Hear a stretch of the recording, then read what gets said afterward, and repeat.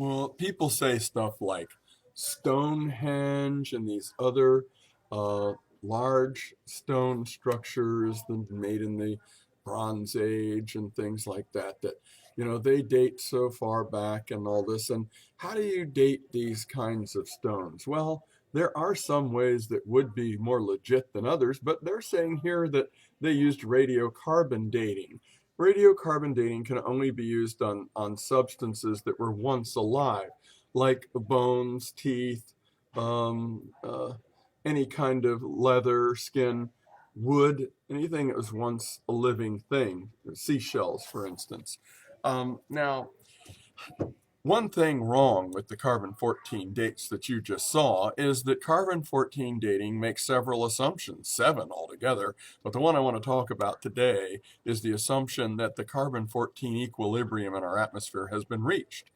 Everyone, atmospheric scientists, agree it would take 30 to 90,000 years from the beginning of the sun's rays creating carbon-14 in the upper atmosphere from our most prevalent gas in the atmosphere, nitrogen-14.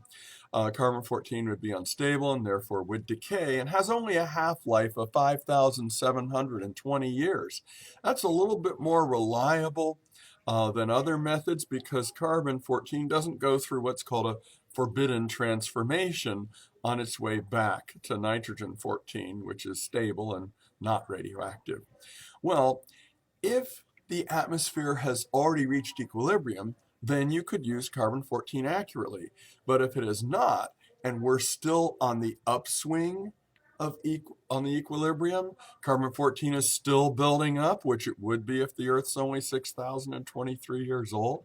Well, in that case, all past carbon-14 readings would show that things are older than they really are if you trusted the assumption. See, and the reason we dig up a bone and there's not much carbon-14 in it is because maybe 2,000 years ago, there wasn't as much carbon-14 in the air to start with. So they're making the wrong assumption about the original amount of the parent isotope. So it would falsely inflate all ages assigned with carbon-14 method.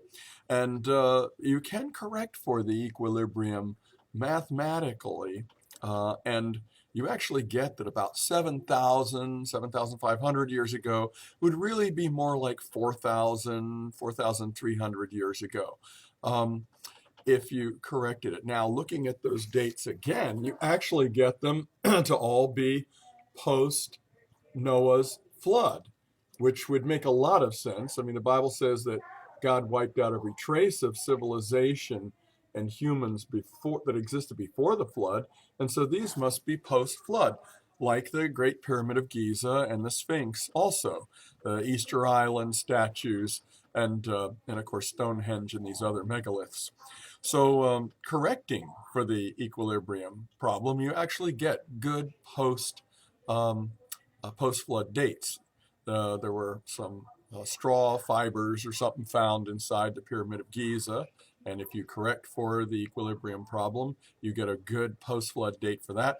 Also, they didn't really find any living substances within the stones of Stonehenge, for instance, but they did find some holes that had bones down at the bottom that were assumed to have been dug for the basis for some of these stone footings. Probably about the same time. So yeah, if you take the carbon dates from those bones and other artifacts that might be found at the bottom of those dug holes, we would still get a pretty nice somewhere between a couple hundred years after Noah's flood. Well, I hope this helps. Keep thinking. God bless. Dr. J.